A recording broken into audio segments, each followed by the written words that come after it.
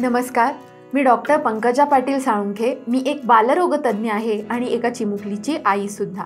आपल्या या चॅनलमध्ये आपण आई आणि बालक यांच्या वेगवेगळ्या समस्या आणि त्यावरील उपाय घेऊन येत असतो।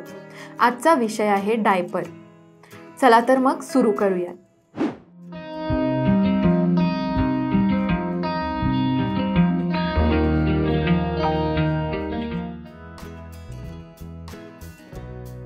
अनेक पॅरेंट्सचे प्रश्न असतात की नक्की बाळाला कोणता डायपर वापरायचा, डायपर वापरायचा की नाही, वापरायचा असेल तर किती वेळ वापरायचा।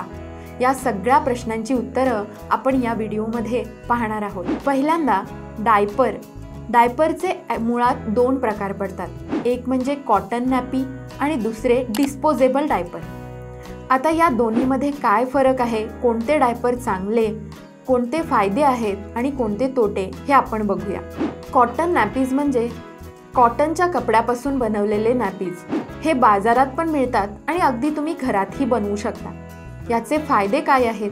सगळ्यात पहिला फायदा म्हणजे ते रियुजेबल असतात, म्हणजे आपण पुन्हा त्याचा वापर करू शकतो, धुवून त्यांना वापरता येऊ शकतं। दुसरा त्याचा फायदा म्हणजे ते कॉस्ट इफेक्टिव्ह आहेत, कारण आपण एकदा वापरल्यानंतर ते फेकून देत नाही, धुवून परत वापरू शकतो, त्यामुळे त्यांच्यावरती जास्त खर्च होत नाही।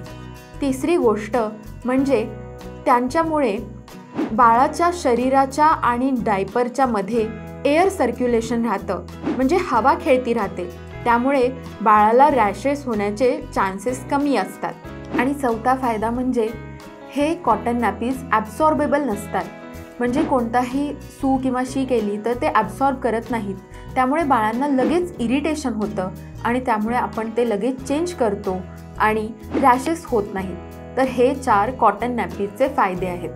परंतु याचे काही तोटे सुद्धा आहेत, ते म्हणजे हे ॲब्सॉर्बेबल नाही आहेत, त्याच्यामुळे आपल्याला बाहेर गेल्यानंतर किंवा रात्री झोपताना वापरण्यासाठी ते योग्य नाही आहेत। त्याच्यामुळे सारखं बाळ उठतं, इरिटेशन होतं, त्यामुळे त्यांना व्यवस्थित झोप मिळत नाही। आणि दुसरा तोटा म्हणजे ते नॉन ॲब्सॉर्बेबल असल्यामुळे फ्रिक्वेंटली चेंज करावे लागतात। हे सगळं झालं कॉटन नॅपीजबद्दल।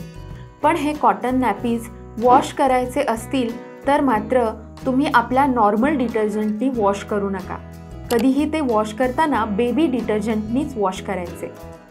आता आपण बघूया डिस्पोजेबल डायपरविषयी। डिस्पोजेबल डायपरचे फायदे म्हणजे ते ॲब्सॉर्बेबल असतात, म्हणजे बाळाने शी किंवा सू केली तर ते ॲब्सॉर्ब करून घेतात, त्यामुळे बाळाचं इरिटेशन होत नाही, त्यामुळेच आपण अगदी रात्री त्यांना वापरू शकतो, ज्याच्यामुळे बाळांना व्यवस्थित झोप लागण्यास मदत होते। दुसरी गोष्ट, ट्रॅव्हलिंगमध्ये किंवा बाहेर गेल्यानंतर आपण हे डिस्पोजेबल डायपर वापरू शकतो, परंतु त्याचे काही डिसॲडव्हान्टेजेस म्हणजे तोटेसुद्धा आहेत। तर पहिला तोटा म्हणजे हे कॉस्ट इफेक्टिव्ह नाही आहेत, म्हणजे हे डिस्पोजेबल असल्यामुळे आपण परत त्यांना वापरू शकत नाही, त्यामुळे दिवसाला आपल्याला भरपूर असे डिस्पोजेबल डायपर्स वापरावे लागतात, त्यामुळे खर्च वाढतो। दुसरी गोष्ट, हे बायोडिग्रेडेबल नसतात, म्हणजे कॉटनचे डायपर आपण धुवून परत वापरू शकतो, परंतु ते डिग्रेडेबल आहेत, परंतु हे डिस्पोजेबल डायपर्स डिग्रेडेबल नाही। आणि या डिस्पोजेबल डायपर्समुळे बाळांना रॅशेससुद्धा होऊ शकतात। हे झाले त्यांचे डिसॲडव्हान्टेजेस।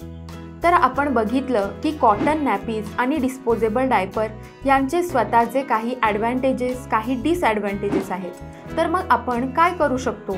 तर मी तुम्हाला एक सोपा उपाय सांगते, जो मी माझ्या बाबतीतही फॉलो केला होता। जेव्हा आपल्याला अगदी गडबड नसते, काही काम नसतं, आपण घरामध्ये असतो, शक्यतो दिवसभर आपण कॉटन नॅपीज वापरायचे, त्याच्यामुळे बाळाला रॅशेस तर होणार नाहीत, शिवाय आपण ते रियूज पण करू शकतो, त्यामुळे कॉस्ट इफेक्टिव्ह आहेत। परंतु जेव्हा रात्र होते, जेव्हा आपल्याला बाळाला व्यवस्थित झोप द्यायची असते, तेव्हा आपण डिस्पोजेबल डायपर वापरायचे, जेणेकरून बाळ ओल्याव्यामुळे सतत उठणार नाही आणि त्यांचा वापर कमी झाल्यामुळे रॅशेसही होणार नाही।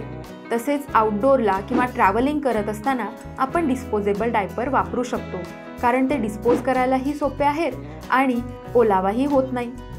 तर अशाच हेल्पफुल आणि इन्फॉर्मेटिव्ह व्हिडिओसाठी डॉक्टर मॉमी चॅनलला नक्की सबस्क्राईब करा। धन्यवाद।